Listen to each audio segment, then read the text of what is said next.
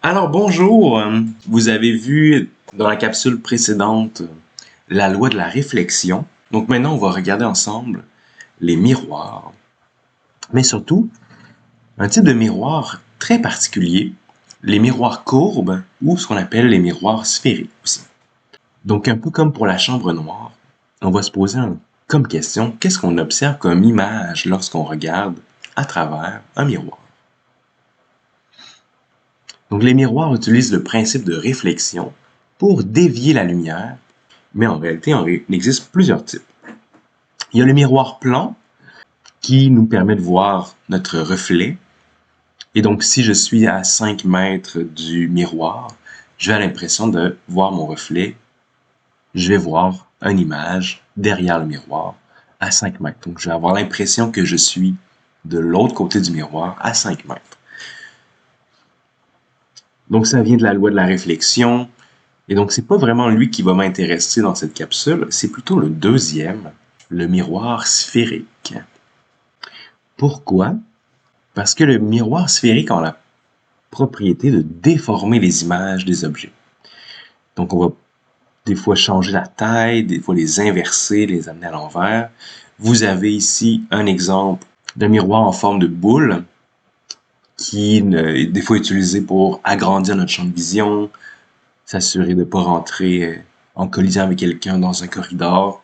Vous avez peut-être déjà vu ce genre de miroir-là. Mais il y a une autre forme ici qui des fois nous permet d'inverser l'image. Donc on va distinguer un peu qu'est-ce qui se passe ensemble. Et mon but va être de prédire qu'est-ce que je vois en termes d'image. Et il existe deux types. Donc votre but, ça va être de distinguer le nom de ces deux miroirs-là qui sont différents. Tout d'abord, le miroir convergent. On imagine le creux d'une cuillère. On imagine simplement un miroir en forme de cavité. On dit concave. Il a la propriété de faire converger la lumière. Donc le nom de ce miroir-là, c'est le miroir convergent, puisque la lumière, ici le schéma représente la lumière par des petites flèches blanches, elle arrive de la gauche, un rayon de lumière ici arrive, frappe le miroir, et puisque le miroir est sphérique, la lumière revient, mais en direction d'un point. Toute la lumière parallèle va toujours être renvoyée vers le même point. Et donc, puisqu'on s'enligne toujours vers le même point, la lumière qui arrive parallèle, peu importe à quel endroit je frappe le miroir, je converge vers ce point très particulier. On va voir plus loin quel nom on va donner à ce point-là. Donc la lumière converge, et donc c'est l'intérieur d'une cuillère. Mais des fois, je vais aussi utiliser le terme miroir concave.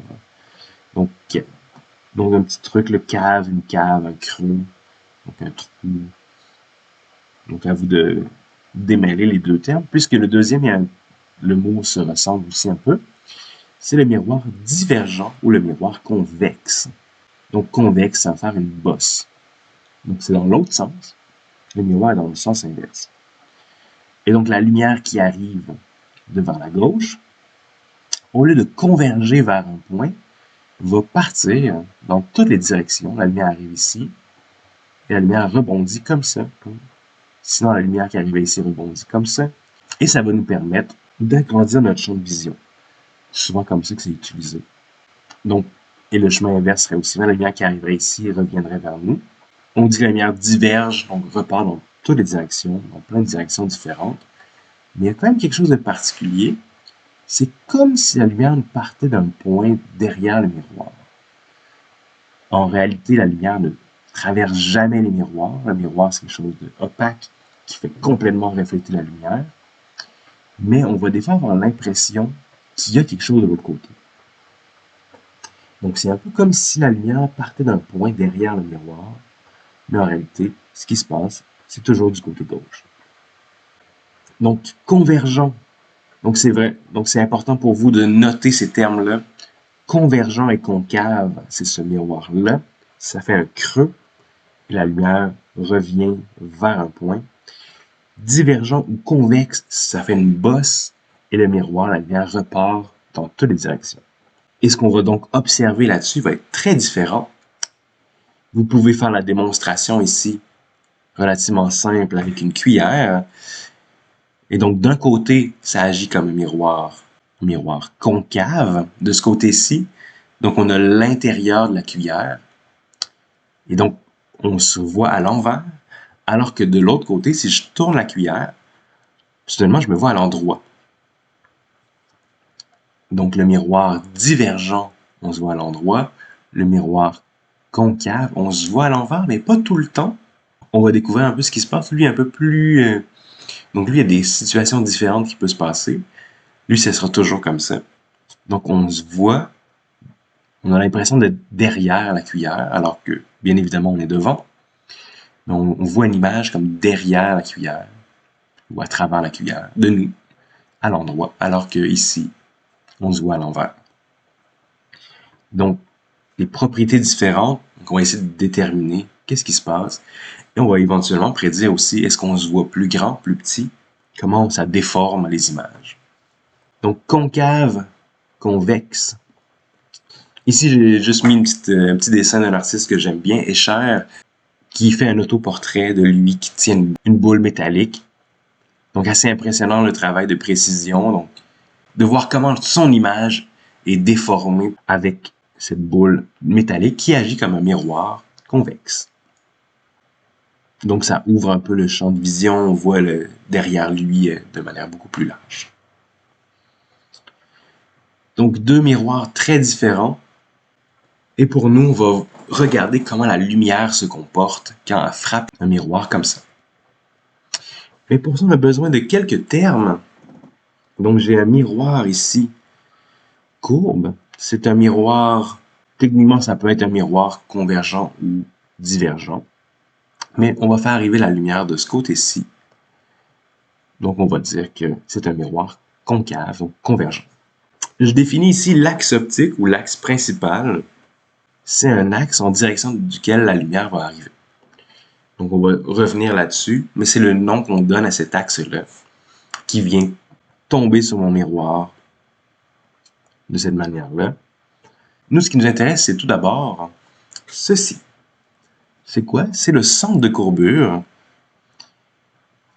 que je vais noter avec la lettre C. Donc, le centre de courbure, c'est ce qui définit en quelque sorte la courbure de mon miroir. Puisque mon miroir est un arc de cercle, on pourrait définir, si jamais on suivait le cercle ici que ça fait, le centre de mon cercle.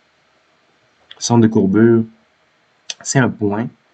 Et donc, si mon miroir est très, très courbé, le centre de courbure va être très petit, donc un petit cercle comme ça. Alors que si mon miroir est davantage plat, donc moins courbé, le centre de courbure s'éloigne. Donc, c'est un grand, grand, grand cercle. Et donc, ça va être important puisque la lumière va converger à différents endroits en fonction de ça. Et on trouve à la moitié, entre le miroir et le centre de courbure, le point qui m'intéresse, F pour foyer. Ce point-là, ici dans mon schéma, le point qui caractérise vraiment ce que va faire la lumière. F, c'est le foyer. Quand la lumière arrive parallèle à mon axe optique, elle converge vers ce point-là. Et on est pas mal à la moitié entre le centre de courbure et ce que j'appelle le sommet, juste pour avoir un point de comparaison. Donc le sommet, c'est là où mon axe optique frappe mon miroir. Donc l'axe optique, c'est un axe imaginaire, mais juste pour se donner une direction, pour imaginer la lumière qui arrive de par là-bas. Donc c'est des points intéressants. Le foyer, c'est le plus intéressant, c'est là où vraiment la lumière converge. Donc si vous mettez quelque chose, par exemple une fourmi à cet endroit, la lumière va toute converger vers exactement ce point-là. Donc, vous seriez en mesure de faire chauffer ou même brûler quelque chose, une fourmi, des brindilles, puisque toute la lumière va être concentrée en ce point-là. C'est quand même intéressant comme propriété de nos miroirs courbes. Et ensuite, je définis quelques petites choses. R, donc si j'ai un centre de mon cercle, je peux définir mon rayon de mon cercle, donc rayon de courbure. Et finalement, F, qui est la distance focale. Donc, le rayon de courbure, ce serait comme le rayon de mon cercle, si mon miroir sphérique était un cercle parfait. Et la distance entre mon miroir et mon foyer, c'est ce qu'on appelle la distance focale. Et ça va être assez important pour nous. C'est un chiffre qui va revenir de manière régulière tout le long du chapitre 6 et 7. Et le lien mathématique entre les deux, c'est ici. La distance focale est la moitié du rayon de courbure. Donc, je me retrouve pas mal au centre entre mon sommet et mon centre de courbure. Donc, c'est des termes qui sont importants à définir puisque je vais les réutiliser régulièrement. Donc, prenez le temps vraiment de lire ça, de bien comprendre. Donc, centre de courbure, c'est le centre de mon cercle qui définit à quel point mon miroir est courbé ou non. Donc, si le centre de courbure était plus loin, ça ferait un miroir comme ça ici. S'il était plus proche, ça ferait un miroir très courbé. Donc, on imagine le cercle ici. À la moitié, il y a le foyer. Puis ensuite, les distances importantes pour nous, le rayon de courbure et la distance focale. Bien souvent, c'est la distance focale le plus intéressant pour nous, mais on peut trouver F à partir de R comme ça. Et ce qu'on va vouloir faire dans cette capsule-là, quelque chose de pas si simple, c'est de trouver les images. Qu'est-ce que je veux dire? C'est ici, ici. Qu'est-ce qu'on va avoir l'impression de voir? L'image qu'on observe de nous, ici, ces deux autoportraits, elles nous semblent à quel endroit et surtout de quelle grandeur. Et on peut faire ça grâce aux rayons principaux. Et donc, je vais vous présenter dans cette capsule-ci ce que j'entends par rayons principaux.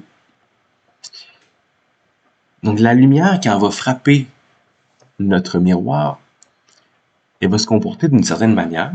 Et donc, ces trois rayons de lumière qui se dirigent dans une certaine direction, qui va nous permettre de bien comprendre le comportement de la lumière ou bien l'imaginer lorsqu'elle réfléchit, elle rebondit sur un miroir courbe. Donc, il y en a trois. En fait, il y aurait une infinité de rayons de lumière qui pourraient frapper notre miroir.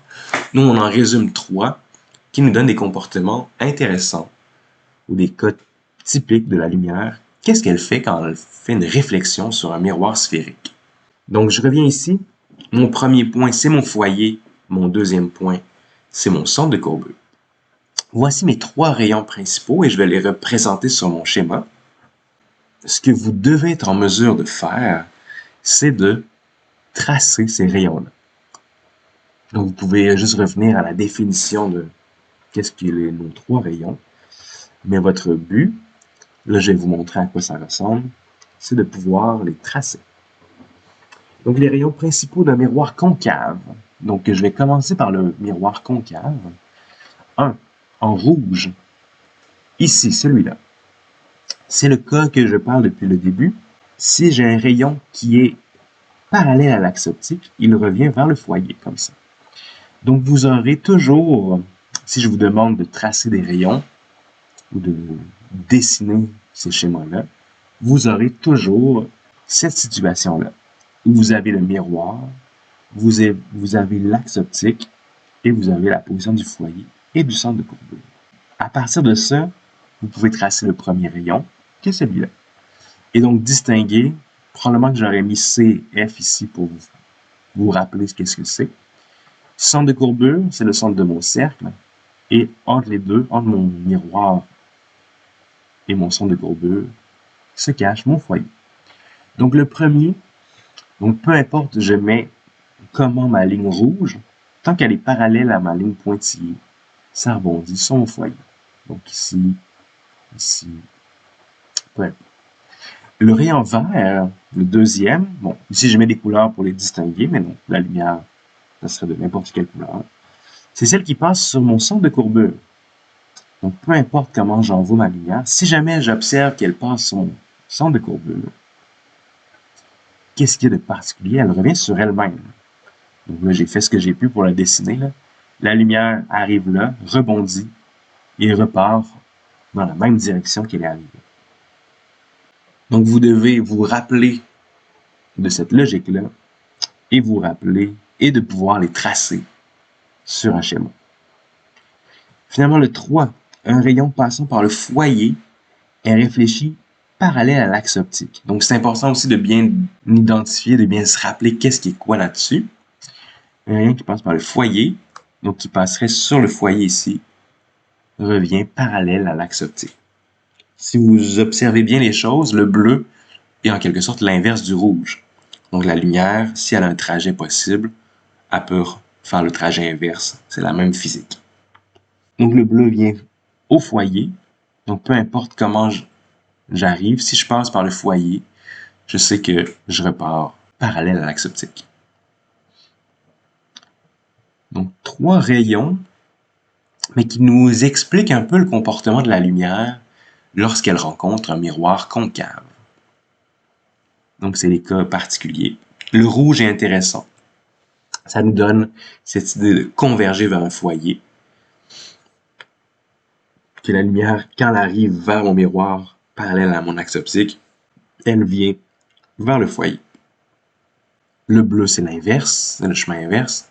Et le vert, un cas très particulier où, si jamais je suis sur mon centre de courbure, je reviens comme ça. Donc, celui-là ne passe pas par le foyer, il reste sur mon centre de courbure.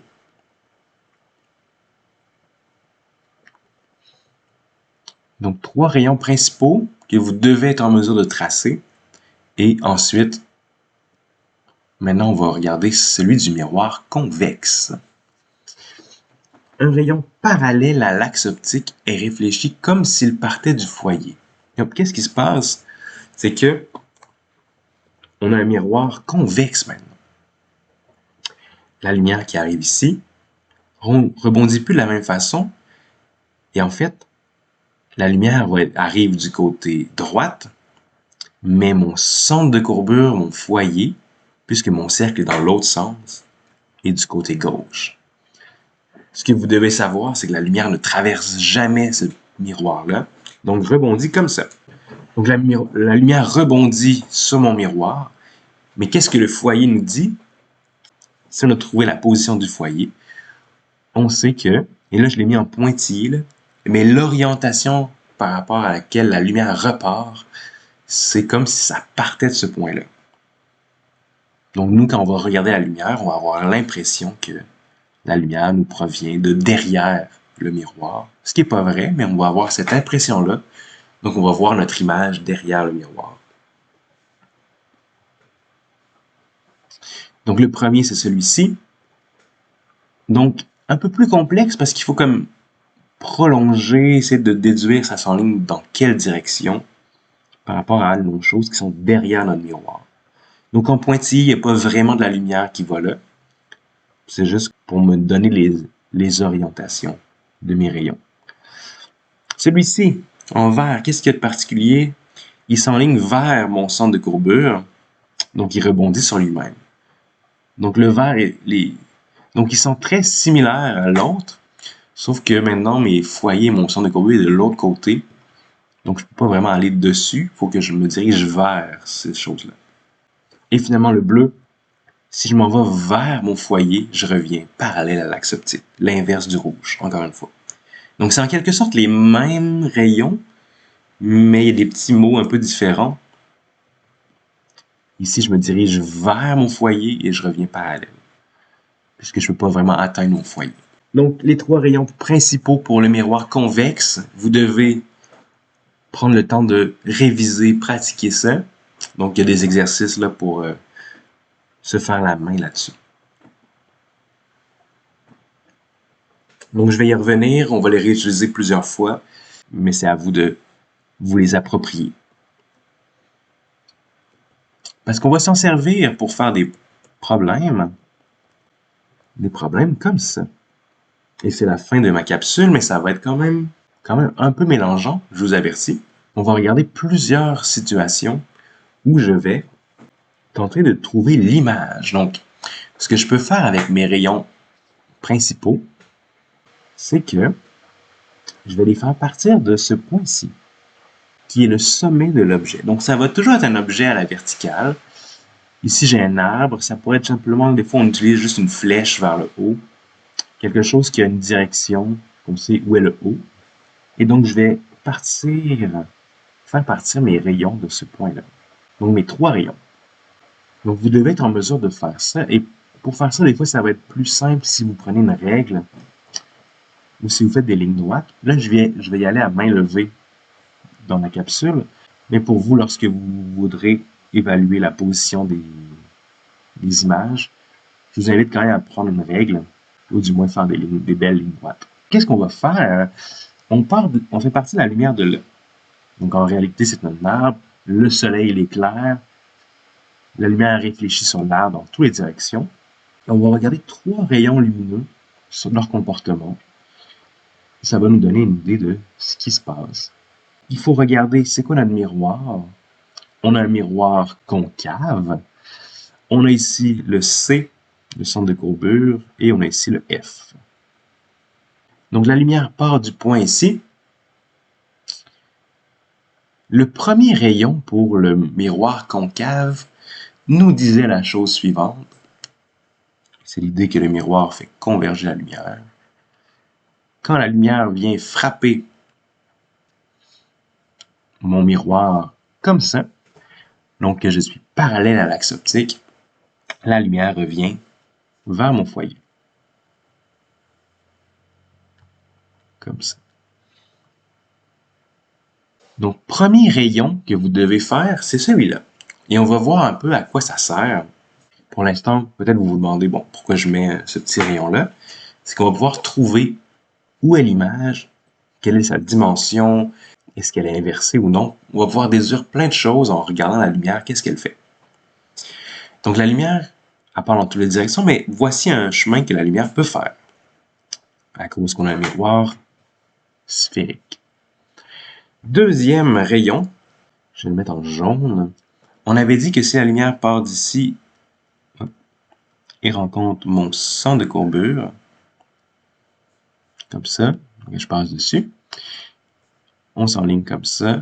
Qu'est-ce qu'il y a de particulier de ce rayon-là? Il rebondit sur lui-même, comme ça ici. Et finalement, dernier rayon, c'est l'inverse du rouge, je vais le mettre en bleu. Si jamais le rayon rencontre le foyer, comme ça ici, qu'est-ce que ça fait? Ça revient parallèle à l'axe optique. Et si je fais à la règle tout ça, je vais observer quelque chose, que ces 3 rayons se croisent en un point. Ici, je pense que c'est mon jaune qui n'est pas parfait. Donc, je vais le refaire. Donc, si je le fais bien, il devrait être quand même pas mal sur le même point. Bon, ici, je fais ce que je peux avec ma tablette. Donc, si je le fais bien, les distances sont bonnes, le foyer est bien à la moitié du rayon de courbure, je devrais obtenir ça. Donc, il y a quelque chose de particulier qui se passe. Ça ici, il y a un point où tous mes rayons se croisent. Mes 3 rayons vont se croiser. Donc, il faut bien le faire, bien connaître les rayons, mais s'il y en a un que vous êtes moins sûr, vous pouvez vous rappeler que les 3 rayons doivent se croiser.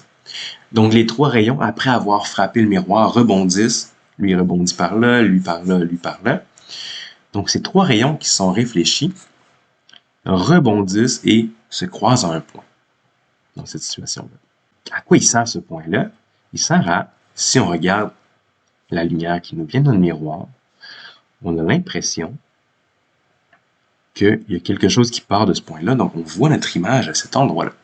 Donc, on va observer le sommet de notre arbre à cet endroit. Ça, c'était notre objet qui nous envoie notre lumière. Ça pourrait être l'étoile au sommet d'un sapin de Noël ou simplement la lumière qui était réfléchie par le sommet du sapin. Ça nous envoie de la lumière dans toutes les directions. Il y a 3 trajets ici que j'ai pris le temps de dessiner que la lumière peut faire. Et quand on frappe le miroir, c'est comme si ça partait de ce point-là, ces points-là se croisent, donc on voit quelque chose de particulier. On voit le sommet du sapin à cet endroit-là. Donc ça ici, c'est notre image, ce qu'on appelle comme image. Et si on fait bien les choses, on voit qu'elle est plus petite et inversée. Donc son sens, image inversée. Donc à l'envers, image inversée, ça veut dire qu'elle est la tête en bas.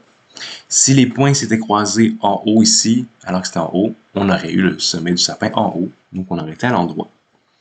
Là, aller à l'envers, donc c'est inversé. Et ça nous prédit donc que quand on regarde un miroir concave, on va voir l'objet ou on va se voir en plus petit et à l'envers. Ce que vous avez vu dans l'image un peu plus tôt. Et donc, c'est vraiment le chemin que peut prendre la lumière. Donc, c'est vraiment ce qu'on va voir quand on va regarder dans le miroir. 3 chemins possibles que peut prendre la lumière, mais qui nous permettent de prédire ce qui se passe. Donc, il faut connaître nos 3 rayons, les tracer, les faire partir de ce point-là, se rappeler, et regarder le point où ils se croisent. Comme ça.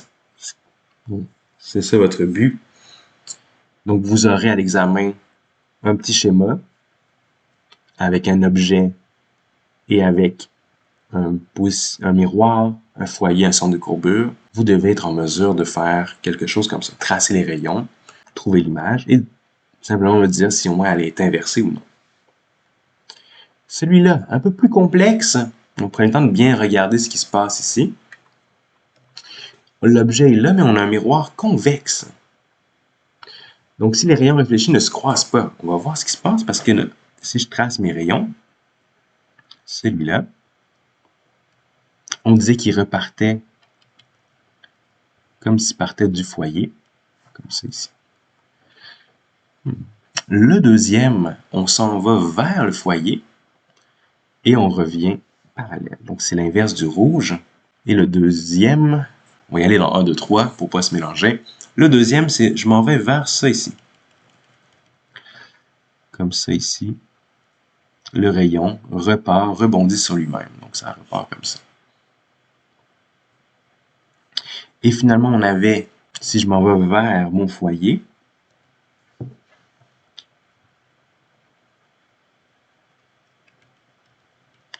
je repars parallèle.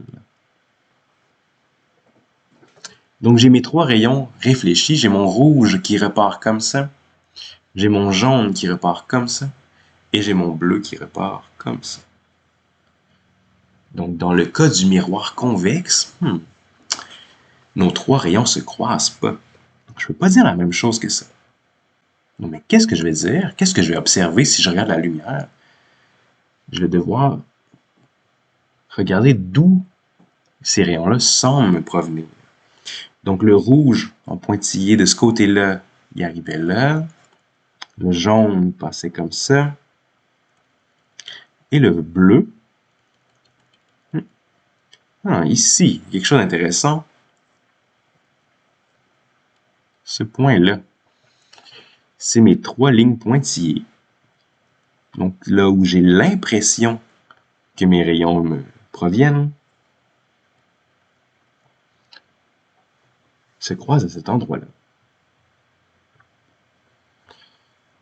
Donc, j'ai ce qu'on appelle prolonger mes rayons réfléchis. Je regarde d'où ils semblent me venir et il y a un point ici qui va me dire où je vois mon image. Donc ici, on a notre objet. Ici, on a notre image. Donc un peu plus complexe, un peu plus mélangeant. Il y a des pointillés, des lignes un peu partout. Donc, votre rayon rouge est parallèle à l'axe optique et ensuite il rebondit. Votre rayon jaune, il s'en va vers votre centre de courbure, il rebondit. Et votre rayon bleu, il s'en va vers votre foyer et ensuite il rebondit parallèle à l'axe optique. Les rayons ne se croisent pas réellement, mais en les prolongeant, en regardant d'où ils viennent, on a l'impression que l'image est derrière mon miroir. Donc, on va se voir de l'autre côté du miroir. Ou on va voir ici l'arbre de l'autre côté du miroir. Un peu comme la photo, encore une fois, on a l'impression de se cacher de l'autre côté du miroir. Vous devez être en mesure de faire ça, c'est quand même mélangeant. Donc, vraiment, en se pratiquant, si vous pouvez me poser des questions, regarder d'autres tutoriels là-dessus pour bien saisir ce qui se passe. Tracez ces 3 rayons-là à partir toujours du sommet de l'objet. Pourquoi? Parce que ce point-là, d'où je pars, va dire le point, le sommet de mon arbre, il est où? Et on dit que l'image est droite pour dire qu'elle n'est pas à l'envers. Donc, petit adjectif que je vais vous demander de déterminer. Pourquoi? Parce que le sommet est là et on retrouve le sommet du même côté que l'objet. Donc, le haut du sapin est bien par en haut. C'était pas le cas ici. Donc, image droite, image inversée. Donc, pour ça, il faut bien savoir, ça, c'est le centre de courbure pour mon rayon jaune et ça, c'est mon foyer pour mon rouge et mon bleu. Mon rouge, je suis parallèle, je repars de ce foyer-là. Le bleu, c'est l'inverse. Je m'en vais vers le foyer et je repars parallèle. Dernière situation que je vais vous montrer, qui est quand même particulière, c'est que le miroir concave, il y a un cas un peu étrange. Si on imagine un tout petit arbre proche de mon miroir. Donc, il y a 2 cas très différents. Et on va voir dans un petit vidéo bientôt juste qu'est-ce qui se passe. Je vais tracer ces rayons-là, mais là, mon foyer est là. Mon centre de courbure est là. Donc, pas si évident, mais on va prendre le temps de bien les tracer. Le premier que je mets en rouge, je suis parallèle à ma ligne pointillée. Je sais que ça fait converger. Donc, je m'en vais ici. Deuxième, je passe par le foyer. En fait, j'ai l'impression ici de passer par le foyer comme ça. Pas par le foyer, par le centre de courbure. Et ça fait en sorte que je rebondis comme ça sur mon centre de courbure. Mes rayons ne se croisent pas ici. Donc, les deux s'éloignent. Et mon dernier, c'est si je partais comme ça ici du foyer, je repartirais parallèle à l'axe optique. Mes rayons ne se croisent pas du tout. Mais, encore une fois, si je regarde d'où elles semblent venir, celui-ci, celui-là, puis celui-là, j'ai l'impression qu'ils partent de ce point-là.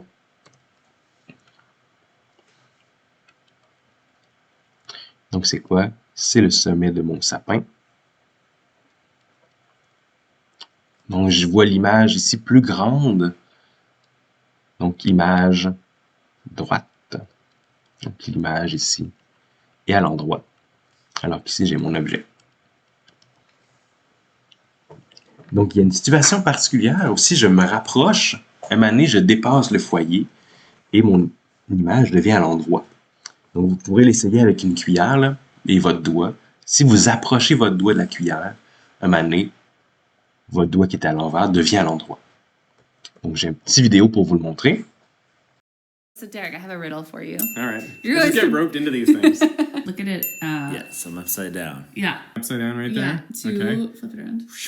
And then I'm right side up. It's something that we all noticed when we were like in 2nd grade. You know what? The riddle is now Yes. if you could take this spoon and you could push it through this way until it's convex facing Okay. you. So, what would happen to your image as you're going from upside down to right side up? This is a tricky question. Hey, I'm Diana, and you're watching Physics Girl. If you take a spoon and you look at the scoop side, the inside, then your reflection is upside down. When you turn it the other way, so the back side is facing you, your reflection is right side up. Have you ever seen this before? Yeah? No? Cool. Now, how the flippy imagey thing works is already a little bit tricky, but the setup to my riddle is a step further. Imagine you could take this spoon and go from the concave side facing you, the scoop side, to pushing it through until the convex side is facing you. Got it? So it's like pushing through one of those poppers. So your image goes from upside down to right side up. And at some point, in between, it's gonna be flat like a regular mirror. And then it's curved toward you. Obviously, at some point, you have to flip. So the question is, how does your image flip? Basically, how does your image flip when you take a concave surface and warp it through being flat all the way to a convex surface? it would like warp like around. And you just get larger and larger and larger as you approach the focal point. My image size will like blow up to infinity and essentially be kind of undefined. I don't think the image rotates. And as you're starting to flatten out the spoon, it will continue to get larger, but still be inverted, up until the point where you flatten out the spoon. And then the moment it reaches flatness, then it's back to the right side up normal. It'll go back down from infinity and it'll be right side up. All those video submissions of the answer were from my patrons who got the riddle early. And apparently I have really smart patrons because they all had the right idea on a riddle that I struggled with. Okay, let's dig into this. The answer has to do with how far away you are from the spoon. So in some ways it's a trick question because there's something that you can do to get your image to flip without even doing anything to the spoon. This is pretty interesting to see. If you take the spoon and move it closer and closer and closer, really close to your eye, you'll notice that your eyeball is right side up. Yeah, that's my eye. You can tell by blinking and noticing that you blink normal direction. Is this actually for a YouTube video, Diana? So that means that you've passed this point where you're no longer upside down, you're now right side up, which seems like a significant point to keep in mind as we're going forward. Okay, let's do a diagram. With optics, it's necessary. It's so confusing. Okay, here's the concave mirror and here's you. If I draw a couple light rays from the top of your head to the mirror and reflect them, they'll eventually meet somewhere. That's where the image is, where the light rays actually meet, where they converge, as we say in physics. That's also the definition of an image, and we've made a real, honest-to-goodness image of you. As in, if you put a screen here, the light rays would project a real visible image onto the screen. When I turned the U-Haul truck into a camera obscura, that was a real image being projected on the wall that you could see. There's also such a thing as a fake image, and we can see that happen if we move you closer to the mirror. It's where the light rays look like they're converging, but they don't actually. There's no light over here. It doesn't pass the mirror. We call that a virtual image because if you put a screen there, nothing would appear. There are no light rays there. So actually, a regular flat mirror creates a virtual image of your reflection, not a real image. The only way that you can get a real image with a mirror is if you have a curved concave mirror. Okay, so let's go back and forth between the real and virtual image in our scenario. When does it switch from one to the other? Right here. Eventually, there becomes a point where the light rays are parallel to each other, so they're never gonna converge. So you don't actually have any image there. Okay, well, let's mark that point. This happens to be the focal point of the mirror, and this is a pretty pedantic point, but I feel like I have to say this anyways. This is only for strictly parabolic mirrors, or it's an approximation for spherical mirrors that are not too curved. Otherwise, they don't have one focal point, they have aberrations that look like this, and it gets blurry and stuff, and it's a mess. Then, okay, keep moving. You move past the focal point and the rays diverge, but they appear to converge on the other side in a right side up virtual image. This is exactly what you see if you take the spoon and move it really close to you. Eventually the image flips and you see it right side up. If you want to see it a little clearer, take a look in one of those makeup mirrors, like the ones that really magnify your face, and start far away from it. Look at your image, which should be upside down, and then walk towards it. Eventually it'll get bigger and bigger and bigger until it flips and you're right side up. Derek from Veritasium happened to have this amazing, perfectly parabolic mirror in his garage. So we walked back and forth and looked at what the image does. It's bizarre. As you get closer and closer to the focal point, your image gets massive, and then it flips as you move back and forth across the focal point. So it seems like the image just suddenly flips from upside down to right side up, which seems like a discontinuity. How is that happening? Well, your eyes are actually deceiving you because it's not one image flipping, there are two separate images. I know, I'm confused too. But it was a real image and then it becomes a virtual image. The same thing happens if we curve the mirror instead of moving you. Okay, so that's what happens to the image. You go from a real image to a virtual image. But what do you see? That's the question. As you curve the mirror, the image gets bigger. So that's part of the answer. But then there comes a point where the image passes you and then it's behind you, but you're in front of the focal point. So what happens there? Well, there's no image you can see in front of you anymore. So things are just blurry. And then eventually the virtual image starts coming from the other side and shrinks back down again. So this is what you'd see with an animation. Since it's not easy to bend a spoon, we did an animation showing what would actually happen if you looked at a curved surface bending like this. You notice the image gets bigger and blurry and then shrinks back down flipped. One of my patrons had this brilliant idea for a contraption that takes a stretchy material and with a little pressure from a bottle, she was able to bend the surface inward and outward and see how it affects the image of 4 colored lights shining above. And now your toy popper spoon is convex. So smart. So all of this isn't just stuff of riddles. It turns out bending mirrors and lenses is actually really useful. Optical telescopes use a sophisticated version of this demo in what's called adaptive optics. When you're imaging stars and galaxies from Earth, that starlight has to travel through Earth's atmosphere, which distorts the light to make a blurry image. Adaptive optics essentially deploy deformable mirrors that reverse the effect of atmospheric distortion. And this makes it possible to create high-quality images without having to launch a telescope into space, beyond the atmosphere. And then another application is in your eyeball. The intraocular lens is used when people with cataracts or nearsightedness may choose to remove their eye's natural lens and replace it with this intraocular lens, which focuses light on the retina to form an image. And some models of this type of lens are deformable, meaning that they can allow the eye to focus at different distances. That's pretty cool. I hope you enjoyed this riddle, and if you've got any more awesome physics riddles, send them to me on Twitter, maybe at The Physics Girl, or leave them in the comments. I love riddles. Thanks for watching, and happy physicsing! La vidéo est en anglais, donc désolé pour ceux qui ont plus de difficultés en anglais. Donc, dans cette vidéo-là, on se posait la question, quand est-ce qu'on passe d'une image qui est derrière le miroir à une image qui est devant? Donc, ce changement-là, en faisant comme varier la courbure de notre miroir. Mais ce qui était surtout intéressant que je voulais vous montrer, c'est qu'est-ce qu'on observe dans le miroir, comment on voit les choses. Donc, pour voir quand on se rapproche du miroir, comment ça change, surtout pour celui concave, ou quand on est loin, on se voit inversé, mais quand on se rapproche, on le revoit à l'endroit. Et il y a certains termes qui ont été présentés dans la vidéo en anglais, mais que je vais juste prendre le temps de redéfinir avec vous. C'est ce cas ici, l'image, quand elle est de l'autre côté du miroir, quand les rayons ne se croisent pas réellement, mais on les prolonge pour avoir une idée de qu'est-ce qui se passe, on appelle ça une image virtuelle. Donc, il y a 2 adjectifs qu'on peut donner à nos images. Est-ce qu'elle est à l'endroit ou à l'envers? Donc, on dit est-ce qu'elle est droite ou inversée? Et ensuite, on peut dire aussi, est-ce qu'elle est virtuelle ou elle est, ici c'est encore virtuelle, toujours de l'autre côté, ou elle est réelle.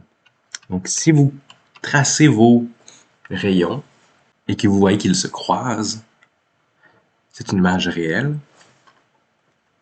Si jamais vous tracez vos rayons et ne se croisent pas, vous les prolongez et vous voyez une image de l'autre côté du miroir, on dit qu'elle est virtuelle. Donc, c'est le terme qui est utilisé. Et si vous regardez bien, lorsqu'elle est réelle, elle est inversée toujours, et lorsqu'elle est droite, elle est toujours virtuelle. Donc, c'est les 3 situations différentes qui sont représentées ici, et que vous devez pouvoir retracer, retrouver, lorsque vous serez face à un objet devant un miroir. Et ce terme réel ou virtuel, ça implique quelque chose. Une image réelle doit être captée sur un écran, sur un mur, le fond de la chambre noire, pour bien la voir de manière claire, alors que l'image virtuelle, on la regarde comme à travers le miroir. Donc, je vais vous montrer une autre petite vidéo qui fait la distinction entre ces 2 types d'images.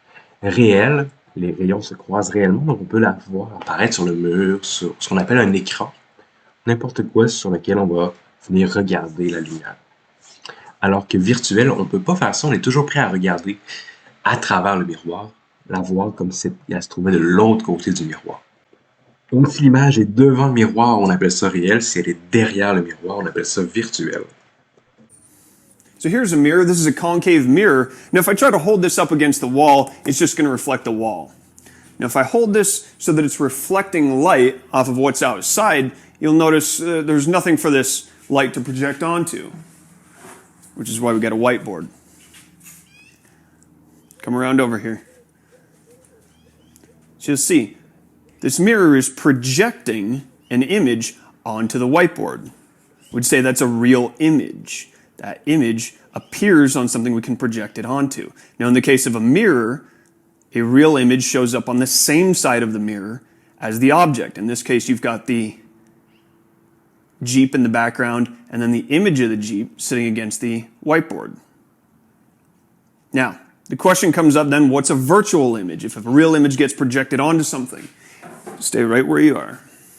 Okay? Now you're looking at a virtual image of my wife trying to videotape this. Can you see you in there? Okay. So what you see is an image that appears as though it's somewhere back here.